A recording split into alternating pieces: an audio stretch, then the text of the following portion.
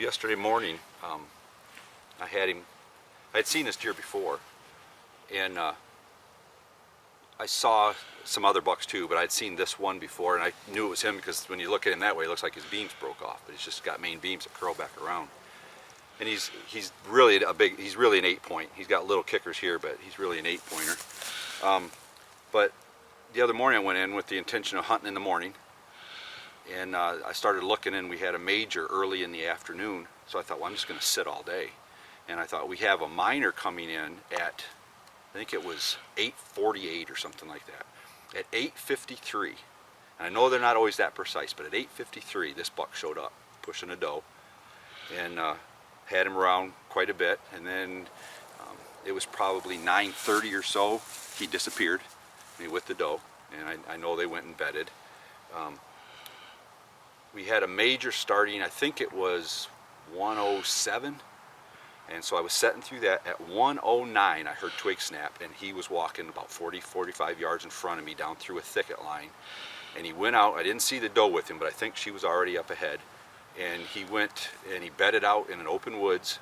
After some time he pushed some other does around, but then he came back after maybe 40 minutes and he bedded, and I watched him bed. He stayed there for 2.5 hours.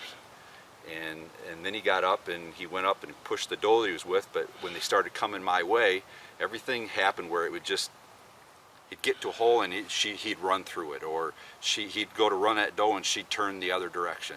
Well, as it was getting closer to dark, she started to stand for him, and so he wasn't coming my way. They just stood there, and got to watch him breed a doe last night. And this morning I didn't know I thought he might still be with her this morning.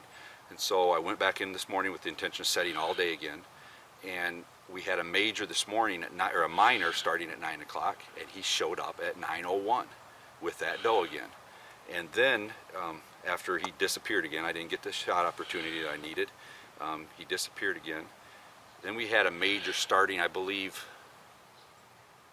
at 2, a little bit before 2 today, to 3, give or take 2 to 4, somewhere in there, that ballpark.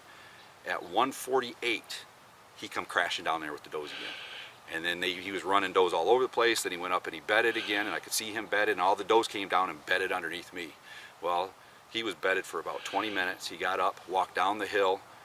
All the does stood up, and they all walked right underneath me, and I shot him at 22 yards. He followed him in. He was on the minors both mornings. He was on the majors both days. And I saw a TV show the other day that made mention that don't plan yourself.